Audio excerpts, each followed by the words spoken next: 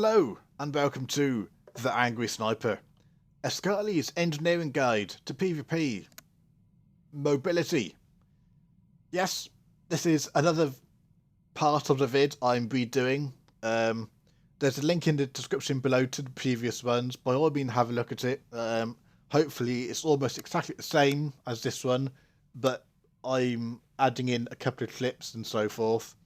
I'm very happy with the previous version, to be honest, so there's not much more I can add. So I'm just going to go over that and just refresh it to today's environment, you know.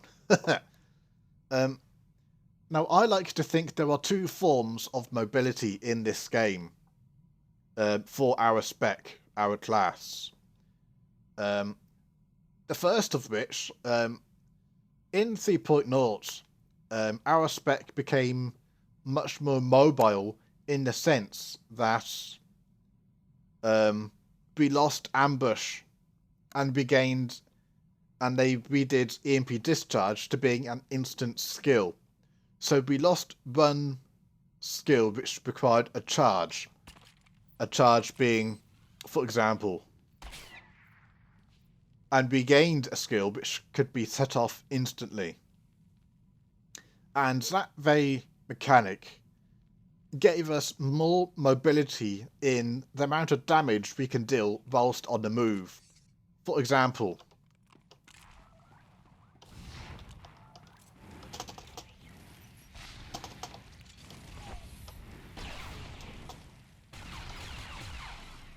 now the only major skill I haven't used whilst on the move is series of shots.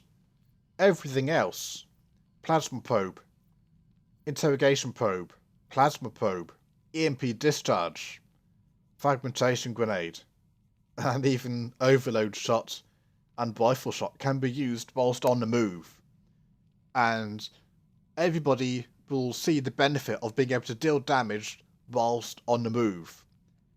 And I am not going to sit here and say that is not good mobility, because it is. A lot of people still think that Virulence has the best mobility of the three snipers, of the three disciplines.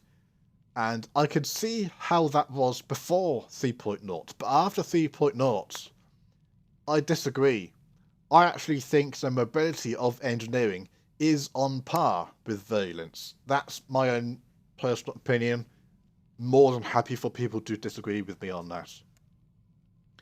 But the thing about mobility, and this is the same for all three sniper specs, so this is relevant for all, it's not just engineering. But in order to be mobile, in my opinion, you can't be mobile unless you defend yourself. You just can't move around. For example, there is a melee person, say there's a marauder there, for example. Yes, I'm just standing here and I'm dealing damage. That's great, you know. You mean what? Do you honestly think he's just going to carry on walking up to you? No, of course he's not. He's going to jump to you. So you're not going to continue to use that mobility and your mobile instant skills because he can jump to you. So how can he be mobile? This is where my version of mobility comes in, and this is what I would like to describe. In one sense, you could rename this to attacking multiple targets than mobility, but for me it's all part and parcel of the same thing. Kiting, mobility, that whole grey area for me, if you like, it's all part and parcel of the same thing. Now then, say you have got two targets. One is over here, and this one is over here. This operations training dummy is a Sage. This Warzone training dummy is a Sentinel. Okay, now then, if you're one of these people, you want to take them on together. Great. not a problem. We have actually got the tools where we can actually make a go of it, although if they are good players, I would just kind of help. But anyway, Sentinel, Sage. Okay, so I'm going to flashbang the Sage and leg shot the Sentinel. I'm going to flashbang the Sentinel and leg shot the Sage. Sounds good, doesn't it? No, actually, that's completely the wrong way. And I have a clip to show you why. Now, yes, yeah, I know, it's level 15, but the principle is exactly the same. I haven't got all my skills, but that doesn't matter. That's a sorcerer, and I've just used leg shot on him. But he can still attack me. So that means I've got to try and get the Juggernauts out of the equation. So he used his escape on the flashbang. Which means I then had to use Debilitate on him. Now, I actually got lucky here in the sense that my teammates came to me to help kill him. But that was a really poor clip. That's a bad bit of play. By doing what I did, I just made it much more difficult. Because the leg shot was completely wasted. It didn't matter a thing for the sorcerer. So I just think it's a nice example, even though it's low level, as to how you can waste your defensive skills if you don't use them correctly. So, there we go. That's a good way to show you why not to use that combination. What you want to do, as I explained in the vid briefly, you want to flashbang the Sage and leg shot the Sentinel. That is where you can actually move to a better position. Now, obviously, if you attack a target which has flashbang, any damage you deal is going to be it's going to be removed. And the same thing for leg shot after 2 seconds. But those 2 seconds still provides you with a bit of a window. Okay, for example, you can do he's got flashbang, he's got leg shots. Okay, now I can, yeah, I've line of sighted the Sage. I've got myself into a better position where I've effectively removed that Sage out of combat, because he's going to have to regain line of sight in order to attack me. So I can continue, if he comes round the corner, yeah, he's just coming around the corner, debilitate. There you go. So I've got even more time on the Sentinel to enable me to do my stuff, to keep my focus on him. Yeah. Even if you don't do that, you can. It's a way to use your defenses whilst on the move to enable you to kite in order for you to survive. It's one thing to say, yes, great, we've got flashbang, we've got leg shots and cover pulse and covered escape and all that sort of stuff. But if you don't learn to kite as a sniper, you are not going to do very well. And I am a firm believer, I'm sorry, for a lot of players who say they cannot get the hang of the sniper, is they cannot get the hang of our defences. And it's because they cannot get the hang of our defences, when they go and try to move about, yeah, that's when they get into a copper. Essentially that's it, but the one thing I can add to that is Imperial Preparation.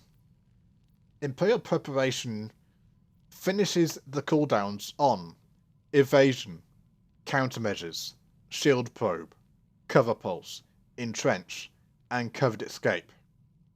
Ignore countermeasures, that's completely irrelevant for PvP. Because you should not be using this this talent, this utility. Just don't use it. That's my opinion. So how can you get the best of Imperial Preparation? Well, you need to be very careful about how you use your defenses. You don't want to use all your defenses. You have to make the decision to, okay, I've used Cover Pulse and Shield Probe, yeah? So those are on cooldown. But I haven't used yet Covered Escape, Entrench, and Evasion. So, damn. I want to finish a cooldown on Covered Escape. Yeah? You've got to make that decision. If you do that, you are not going to have Entrench and Evasion. What you need to do is to learn how... is to chain your defenses, in other words. Use Shield Probe first, and Evasion Cover Pulse. You can use them in a way so that you get them all on cooldowns, and then you can think about using Imperial Preparation to reset them all at the same time. Because if you reset Imperial Preparation without having all your defenses on cooldowns, you're going to be doing yourself... You're going to be creating problems for yourself. Now, I'm not going to be showing you any clips of that, but I have got some more clips to show you a bit more about how I mean about mobility and how best to use your skills to kind of help move about, to help attack targets. Because as a sniper, we are going to get focused. You can guarantee it. But we can use our defenses to help that focus, to help attack the target, which we can either kill off or is quickly and is causing us a bit of trouble to help us survive for the next target. So I'm going to leave it here and I'm going to show you the rest of the clips. So here we go. Okay, so this is one of the clips. As you can see, they're trying to cap. I'm just going to let it play. Debilitate on him. Plasma probe to interrupt. This is obviously pre 3.0, so that plasma probe delays for 18 seconds. Flashbang on the person down there. They're starting to gather, so the cover pulse blows them away. And hopefully it's I'm not interested in killing them. I'm just interested in delaying, kiting them around a bit. And yes, I die. I'll start it again. So watch again what I'm doing, you know. I want to debilitate him because that stuns him, yeah. I'll leave that down there so they have to move around and cap. I notice someone else coming, so I'm not interested. I want to get him away. He actually uses his breaker there, you know. So the whole thing, I mean, if you're a decent player and say you've got that and you're trying to defend it, you've got plenty of time for your guildmates, for your friends to come and help out and delay. That's all you're trying to do. Okay, a helpbot this time. Now, I'm going to get pounced upon pretty quickly. I want to get rid of that sniper, so I've based it in one respect a debilitate. I've gone forward a bit, hit cover pulse, their sentinel is away. Now, I've got a feeling for the time, so that's why I've kind of turned back again and hit leg shots to make him stop. Yeah, so it's one of these things, I'm focusing on the sage, but I'm CCing the Juggernaut, sorry. Now, yes, I end up dying in here, that's because of that, you know. But let's look at it again. So, here we go. Good, he's gone. I've got pounced. So I've slowed it right down. So you can see I get up, I go forward slightly and hit cover pulse. Now, that cover pulse means that Juggernaut is stunned for 5 seconds. So I know roughly the time when I need to turn around and leg shot him, which is what I've done there. That means he's pinned a bit longer. It gives me more time to survive. I'll turn around, and I'll speed up slightly. So my focus is at that sorcerer. That's the one I'm trying to kill. Now you can see the Juggernaut is away. He's coming for me. I know he's going to pounce on me. Or push me, which means he's going to pounce. So I've switched targets, flashbanged him, which allows me to continue. Alright? So this whole mobility thing, what I'm trying to say about merging the two, that is kind of, in essence, what I'm trying to show you. Now this is another old one. It's a favourite of mine, I have to say. It's back from my Tomb of Freedom Nerd days. But I know this is Globy, but this is a guide, so ignore this bit. Bit of a based on debilitating cover pulse there. But hopefully it's these clips will kind of just try and show you what I've been trying to say about mobility and how to use your defensive skills. Once you've used the tooltips, it's fairly easy to kind of understand what they do. But it's like, how do you put them into practice? Well, flashbang, in one respect, it's kind of easy, but it's kind of easy to not understand how else you can use them. So, in essence, to summarize, I hope this does it for it. I hope this describes adequately enough what I've been trying to say. I mean, Christ, it took a lot of people to take me down there. And that's basically it. As I've said, I'm still very happy with the previous version of this vid. So, by all means, please click the link in the description below. That'll show you the previous version of this. Yes, it was done for 3.0. But there's very little which has changed. The only thing which has changed is Imperial Preparation. But that is very hard to put a specific guide for or make any other comments other than this. The more you learn your defences, the more you learn how you can use your defences, the better you are going to use Imperial Preparation. I cannot give you any specific tips on when best to use Imperial Preparation, because the way we use our defences is so subjective. It can be in so many different ways and situations. It's almost impossible to tell you when is the right time to use Imperial Preparation.